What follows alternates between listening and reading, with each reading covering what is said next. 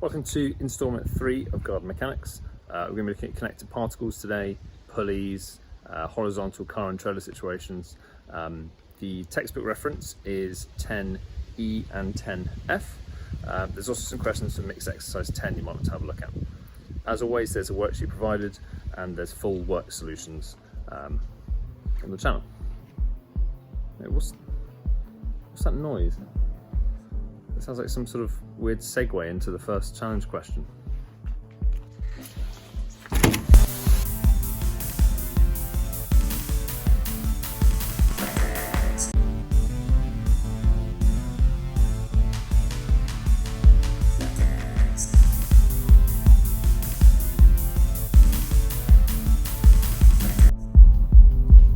Can you turn that off? Sorry! Thanks.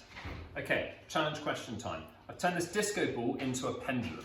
Your challenge is to draw a graph of the displacement, the velocity, and the acceleration of the pendulum.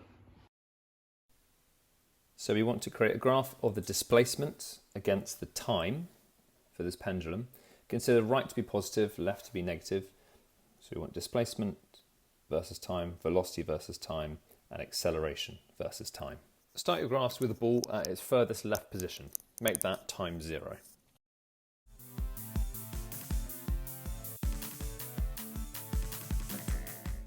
Okay, so we're talking about connected particles this week, and there's going to be 2 types of connected particles we're going to be talking about. The first one is a car and trailer situation. So before we dive into the maths, let's have a look at where we might find these car and trailer situations in the wild. Here's a car pulling a caravan. We can see the air resistance caused. These are connected by a tow bar, which is going to carry the tension between them. Oh my god, look at this train. This is a That's amazing. train, and it's an example of an engine and carriages connected by couplings. What's going on here then? Oh my, look at that. Wow. So here's how 2 Great West Railway engines connect and travel along together. Isn't that nice? And here's an example of a tug of war between 2 cars, all kind of everyday occurrences you'll see. This is a sort of example showing how good the Tesla was. And here's something that most of us get up to at the weekend, pulling along a jumbo jet, just for a laugh really. And it's another example of a connected particle. So we've looked at individual particles being accelerated by applying a force to them. We looked at this as an example on its own. If I apply a force this way, we're going to accelerate relative to the mass of the particle.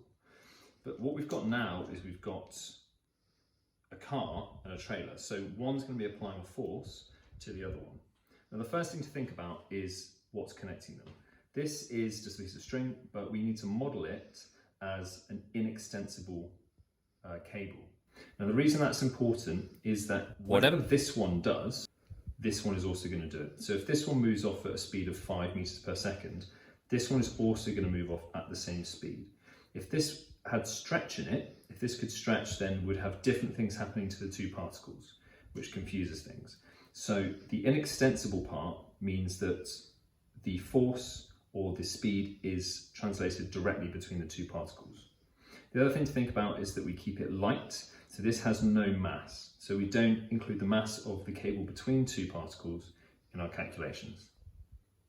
Okay, I've been told the cross is far too boring, so we're going to model this as if I'm taking sheep and chickens off to slaughter. No, to a new part of the field. The first thing that I'll do is we'll model this as if there's no friction at all on this particle. Okay, so if I apply a force, okay, so if the car pulls this along, I'm saying that there's no resistive forces this way, so there's no air resistance and there's no friction on it. We'll bring friction in, but for the moment we'll say there's no friction. Okay, so the first thing to think about is if these are travelling along at a constant speed and there's no friction at all on this particle, what's the tension in this string? That's the first thing to think about. So if there's no friction, this is travelling at a constant speed, this may surprise you, there's actually no tension at all in the string between them. Now, this is a bit of a weird one because you're thinking, well, okay, well, if there's no friction, there's no tension, so how is this moving? Well, let's go back a step. For it to have got moving, we would have had to have provided an acceleration. So let's think about this instead when it's accelerating. So when it's accelerating, we're providing a force this way, and that force is going to make the whole system accelerate. Now, if the whole system is accelerating, then there's a force imbalance here. The force going this way is bigger than any forces going that way. So on this particle, we have a force going this way and we have a mass. Therefore, we have an acceleration, and therefore that force must be the tension in this string. But when there's no acceleration, hopefully you can see that the ma part of the equation goes to 0. Therefore, we have the force this way equals 0. Okay, so if I have no friction and I label up my diagram, if it's at a constant velocity, there's no acceleration, therefore there must be no net driving force. The resistance is 0. So if we zoom in on one particle, if we zoom in on the trailer, we can see we have T minus F, that must equal ma. Now F is 0, so we have T minus 0 equals mass times 0 acceleration. And so from this, you can see that there is no tension in the tow bar. If there's no friction but we're accelerating, we have a slightly different case. Again, if we zoom in on the trailer, we know that the acceleration is the same for both the car and the trailer. So if we look again just at the second particle, we can use F equals ma to start with. We can do T minus 0, and this equals mass times acceleration for the trailer. Now, it does have a mass and it does have an acceleration, so the tension is going to be equal to the mass of the trailer times by the acceleration. Okay, so far we've modelled without friction, and without friction, just to recap, if there's no friction and we're travelling at a constant speed, there's no tension. If there's no friction but we're accelerating, okay, so we're accelerating, there is tension. Let's bring friction into it now, and the way I'm going to do this is I'm going to have a string here which is going to represent the friction acting this way on this particle. So we could say that this friction might be, well, this resistive force might be the friction, or it might also be the air resistance. So let's think about this now. The car is going to provide a driving force through this cable into this particle. This particle is being held back by this frictional force. So when we accelerate, we need to have a think about what's going on. So if I change the friction, if I increase the friction, that increases the tension in the cable. Okay, so you can see this 4 kilogram particle here. If I reduce the friction down, okay, the tension will be less at its lowest point, and as I increase the friction, the acceleration reduces and the tension increases. If the friction is the same as the tension, there's no acceleration. Okay, so the easiest way of tackling this kind of problem and getting your head around it is to look at a simple example. So here I have a car. This is very simplified, obviously, but I have a car of 3 kilograms and I have a trailer of 2 kilograms. Now, the car is exerting a driving force of 25 newtons, and there is a 7 Newton resistive force. So this is our friction / air resistance. Okay, and between them I have a cable, an extensible, and it has a tension in it. The whole system is accelerating, so let's work out what A is and work out what T is. So to work out A, what we do is we consider the whole system together. So we push all the system together and we say that it weighs 5 kilograms. Okay, what we then do is we look at the forces acting on it. So we have 7 as resistance, 25 this way, and so when I work this out, I do F equals ma, which is 25 minus 7, which is 18, and that equals 5a. Okay, so therefore A equals 3.6 meters per second to the minus 2. Okay, so that's the acceleration for the whole system.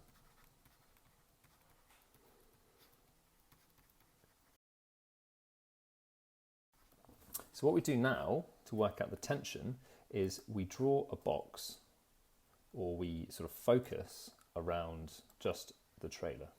Think about what's happening to this 2 kilogram particle. Well, we've got T acting to the right, we've got 7 newtons acting to the left, so I'm just going to redraw it here. And the acceleration of this particle is 3.6. So we use F equals ma again.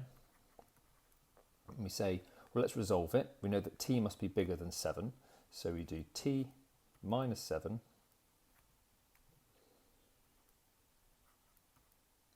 equals 2 times 3.6.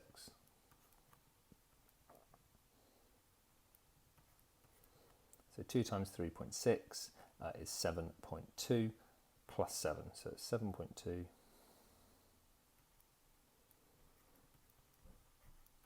plus 7, which gives us 14.2 newtons.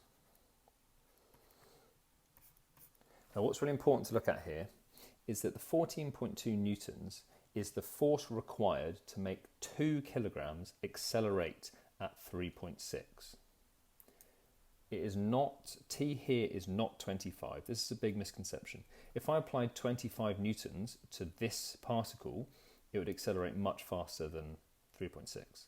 So essentially what we're doing is we're saying, we know this is accelerating at 3.6. How much force is required to do that? And I can also do that. I don't actually choose the trailer. I could do it for the car as well. In this case, I would do 25 minus T equals 3 times 3.6. And I would get the same answer of 14.2. So if you find yourself being towed behind a car on a skateboard, you'll be able to feel these tensions in action. When you're going at a constant speed, the tension will only be the resistive force of you and the skateboard, but when you accelerate, that tension will increase. Okay, so if I'm going on at a constant speed like this, there's not an awful lot of tension in this. I can hold on with sort of 2 fingers, it's not too difficult. But if kettle accelerates, I have to work a lot harder. Okay, so constant speed, not too much, it's just a resistive force. Okay, it's balancing out the tension here. We accelerate, there's an imbalance. Accelerate. Okay, there's more tension than resistive force, so I accelerate.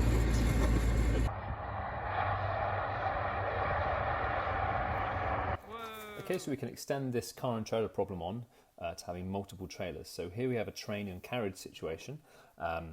Our engine, or our front train, has a mass of 2,000 kilograms, and each carriage has a mass of 1,000 kilograms. Now, each carriage has a resistive force, so I'm going to say that the first carriage has a resistive force of 800 newtons. The next one back has a resistive force of 400 newtons, and the final carriage has a resistive force of 300 newtons. Okay, so they've got the same mass, but they've got different resistances. Now, in between each carriage is a coupling, and I'll label these T1, T2, and T3 for the tensions. Now, the first thing to say is that these tensions are going to be different. Okay, that's hopefully quite clear, but they're going to be different values, and we're going to be able to work them out. So the next thing I'll tell you is that the driving force developed by the engine is 26,500 newtons. Okay, so the first step, like with most of these questions, is to combine everything together, ignore these tensions, and just lump everything into one particle. So here we go. We have a lump which has a mass of 5,000 kilograms, a driving force of 26,500 newtons, a resistive force in total of 1,500 newtons. Therefore, using F equals ma, I have 26,500 minus 1,500, and that equals 5,000 multiplied by the acceleration. Okay, so I have 25,000 divided by 5,000, which gives me 5 ms to the minus 2. Okay, so the acceleration is 5. Good, okay. So if I were to find T1, what I'm going to do is I'm going to look here, and I'm essentially going to, and I'll do this in a different colour pen to make it obvious. So I'm going to look from this point all the way back. Okay, so I'm going to draw a sort of bracket around it. So I'm going to go all the way back to here. Now, the reason I'm going to do this is because this tension here is dictated by the carriages that are behind it. So we've got 3 carriages behind it. This coupling is taking the tension for all 3. Okay, so what I'm going to do is I'm going to lump these ones together.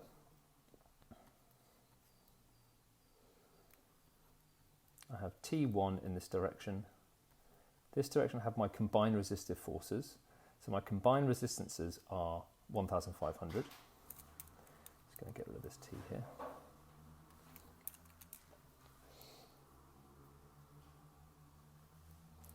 My combined mass is 3,000 kilograms. My acceleration, remember, is 5. Okay, so to work this out, I do T1 minus, the pen's going to start working. Hello, there we go. T1 minus 1,500 equals 3,000 times 5. So the tension in the first coupling is 1,500 plus, 15,000 plus 1,500, so 16500. Okay, so the first tension is 16,500. Okay, if I want to go to T2, I'm going to look at this sort of bracket here. Okay, so I'm going to look at just these back 2 carriages. And what I'll do is I'll say, okay, well, considering them as one particle, they have a combined mass of 2,000 kilograms. The tension is T2. Their resistance together is 700. Again, the acceleration is 5. So I do exactly the same thing. T2 minus 700 equals 2,000 times by 5. So T2 is 10,700 newtons. Okay, and the final one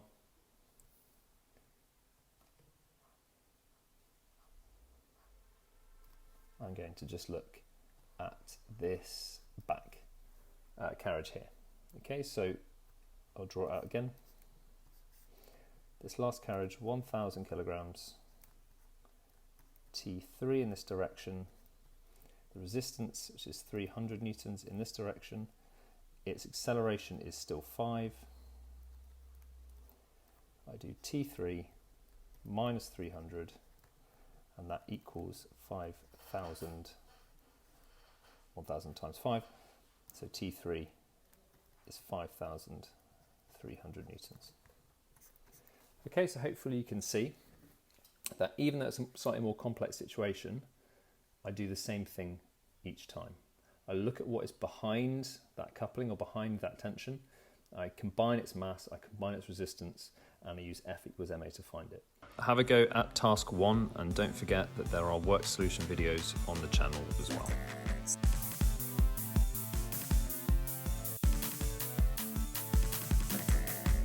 Okay, so the second connected particle situation would be a simple pulley. So what I have here is I have a frictionless pulley, I have an inextensible cable, and I'm going to have either 1 or 2 masses on either side of that cable.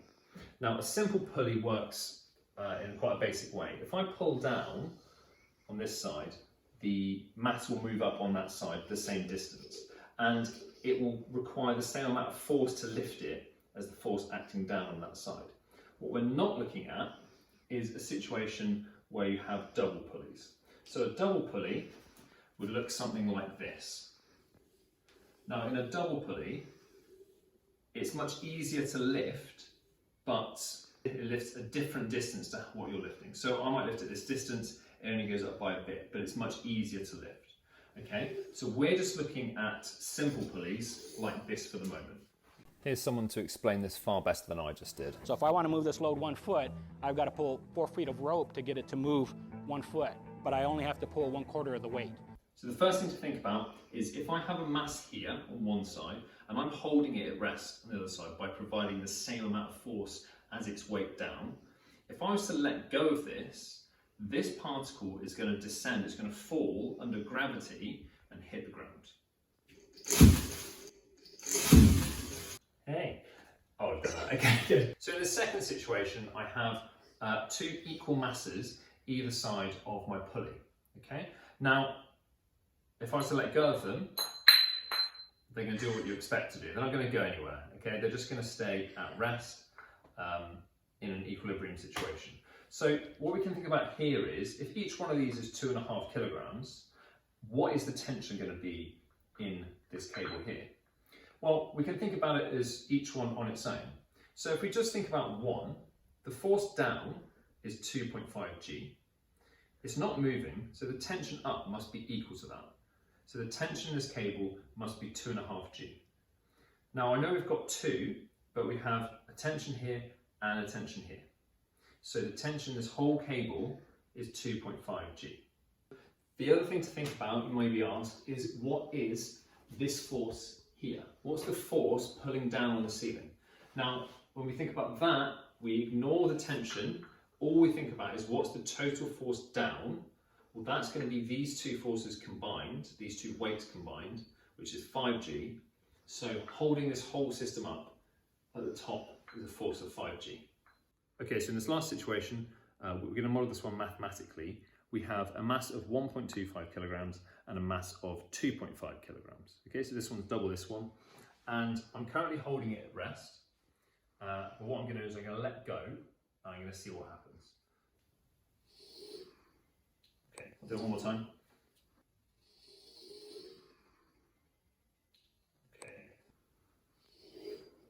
Okay, so clearly this one is heavier, so it descends.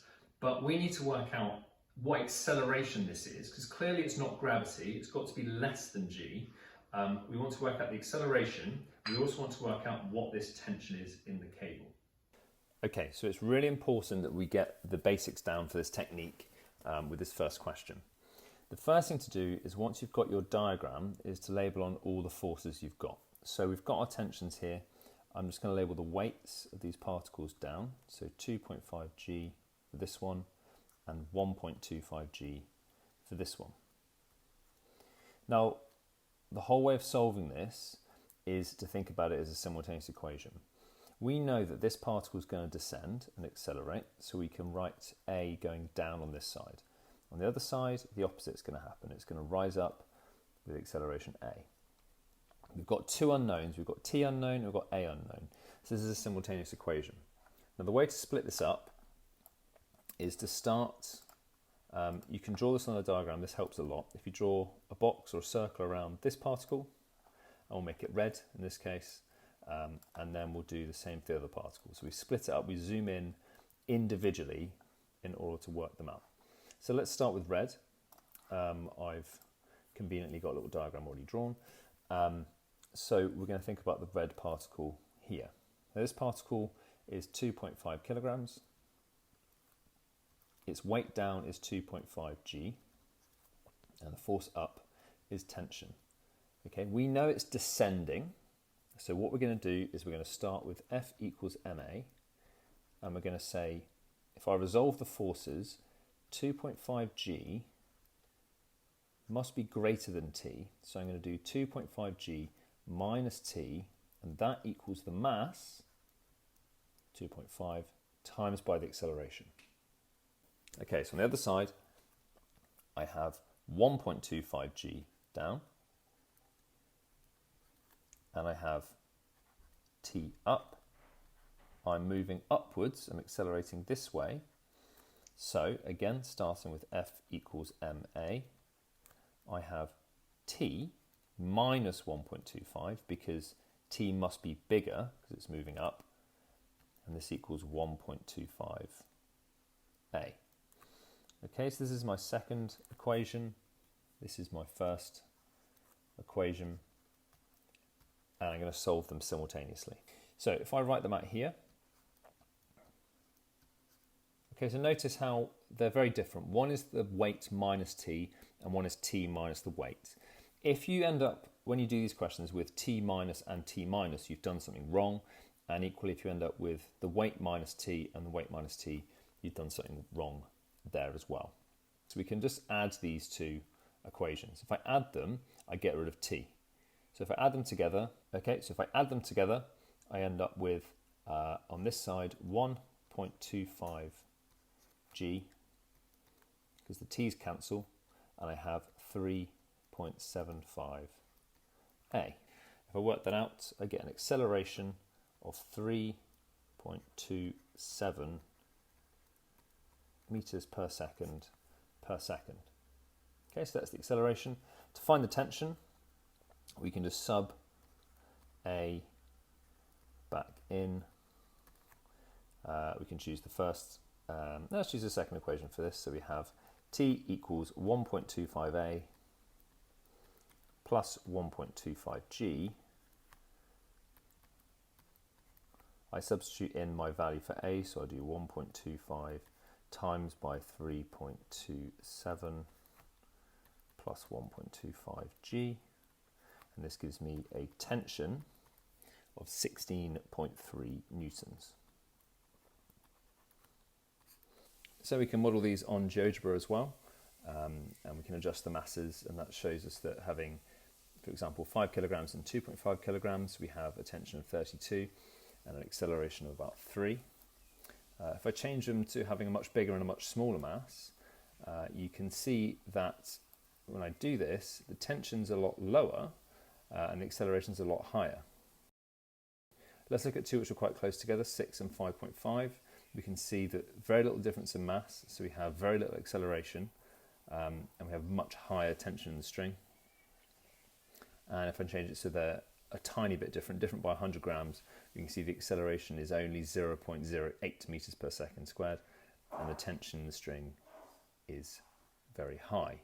Okay, so the closer the masses are together, the lower the acceleration, the bigger difference in mass, the bigger the acceleration. We can also have this situation where one particle hits the floor and the other one keeps rising. We investigated this in the first lesson of garden mechanics, and you can see how one particle keeps going up after the other one's hit the floor, then comes back down to rest. So this thinking will come up in task 2, which is what I'd like you to get on with now. Have a go, and don't forget that there are work solutions in separate videos if you get stuck.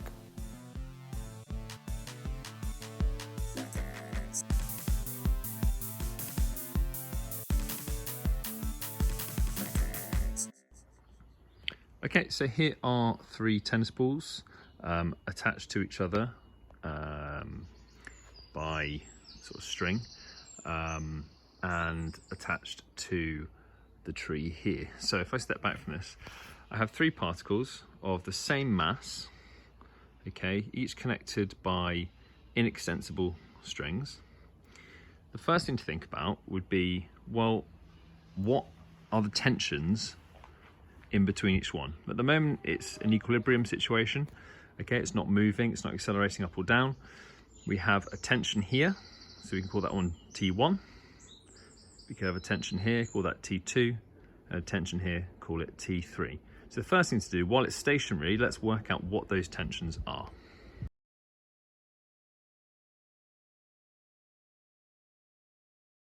Okay, so we've got 3 particles. I haven't given you their mass, so let's just call them M. We can assume they have the same mass. So M, M, and M. What we can then do is think about their weight. So their weight down, which I'll draw here, for each is mg. So we have mg on each particle acting down. Okay, acting up, we have 3 tensions, 3 different tensions. We have T1, T2, and T3. Okay, so to work out T1, what we've got is 3 tennis balls below it acting down. So that's 3m times by their acceleration, g. So the tension 1 is 3mg. Tension 2, have a think about it, only 2 below, so it must be 2mg. Finally, T3 only has 1 tennis ball below it, so that must be mg. Okay, simple as that. So the first situation is when we have these 3 particles in equilibrium. The second situation is going to be when I let them go. So if I cut through the string here, these 3 are going to fall to the ground, and what we can do is we can work out as they fall, what is the tension going to be in these strings.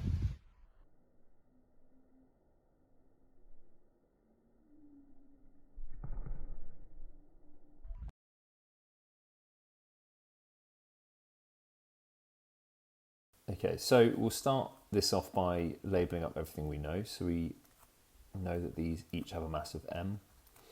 We'll call this tension T1, we'll call this tension T2. We have on each one a weight down of mg. Now we're going to model this as realistically as possible. So we're not in a vacuum.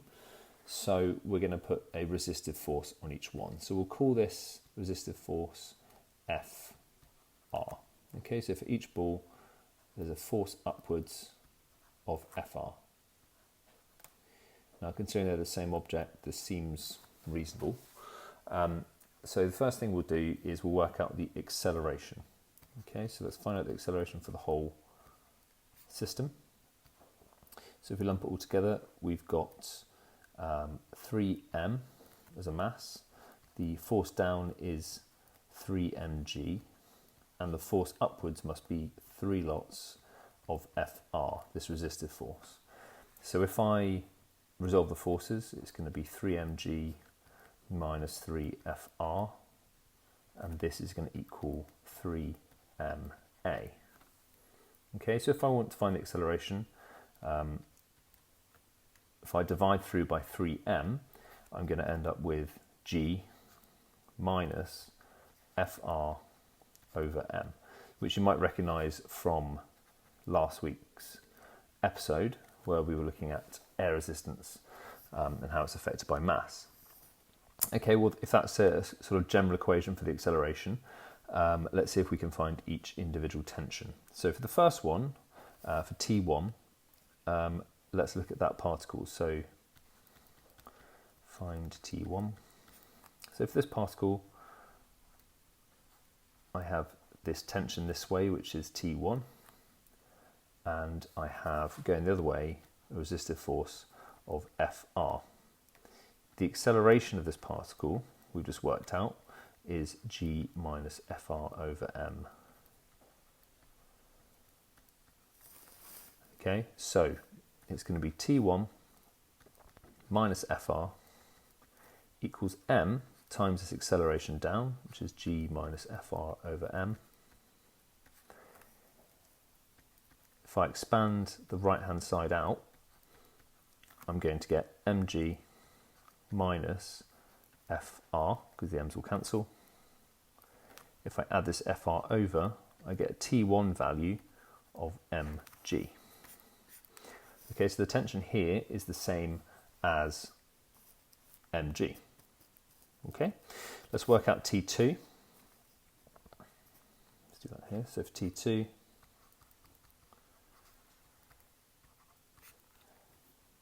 we look at the particle in the middle. T2 acting down. Acting up is Fr times 2, so 2Fr. Now don't forget, we don't need to include the mg's when we're resolving here because we've already used those in our initial calculation. So they're kind of involved with the acceleration. Again, the acceleration is g minus Fr over m. And we do the same thing. Okay, so T2 is bigger than 2Fr, so T2 minus 2Fr equals m, brackets g minus Fr over m. And again, this right hand side will cancel down to mg minus fr. The difference in this case is I have 2 fr on the left hand side. So when I add that over, I get T2 equals mg plus fr. Okay, so what this has told us is that T2, the tension here between the bottom 2 tennis balls, is more than the tension above it. And the reason for this is that the air resistance of these 2 tennis balls above it are creating more tension. So this is all good, but when we watch the video, this doesn't seem to be the case. If we have a look, the tension between the lower 2 balls seems to be less than the 2 balls above it, which is different to what we found. There also doesn't seem to be much tension at all between the balls. So why is this happening? So as you can see, the tension between the lower 2 tennis balls is very little. There's almost no tension at all on that string, and above it very little. The strings aren't taut as they were when it was at rest. So the reason for this, I think, is because the first ball going down is going to be the one experiencing the most air resistance, and in fact the 2 behind it, the 2 above it, their air resistance is going to be negated, it's going to be reduced. So actually what we've got is we've only got air resistance acting on the first ball. There'll be some air resistance on the second 2, but this is what's causing this lack of tension. So the maths isn't always realistic. We've always got to be thinking, is it realistic to the real world? And doing experiments like this help us understand. Okay, so we made it. The answers to the challenge question. Remember, we started with our particle far left. That was our time 0. So the displacement graph will look like this. A negative cos x curve. Okay, you notice that it starts as far negative as you can go, and then as it comes through, it goes through 0, and then as far positive as it will go, all the way to the right. Bless you. The velocity time graph, bless you, the velocity time graph will start at 0 because it's not moving. It will then go to a peak, okay, where the displacement is 0. So its maximum velocity is where the displacement is 0, and then it will carry on in that pattern. So the graph you've drawn for velocity should be a sine x curve. Finally, the acceleration, starting at a maximum when it's at rest, that's when the acceleration is maximum. When its velocity is maximum, the acceleration is minimum. Okay, and then we get the same happening negatively. Okay, so we should have, for displacement, negative cos, for velocity, sine x, and for acceleration, cos x. What you may notice as well is that these are differentials of each other. Okay, don't dwell on this too much, but have a think about it. The other thing I can show you quickly is this, which is a nice animation showing this happening. Okay, we have our pendulum and we can draw the graph as it goes. Okay, so just the thing to remember, from this we can see that displacement differentiated gives us velocity, and velocity differentiated gives us acceleration. But it's quite nice, the pendulum motion gives us trig graphs. Okay, right, that's all for this week. Next week, we're looking at more connected particles. It's been quite a long lesson today, so well done. And yeah, I'll see you next time.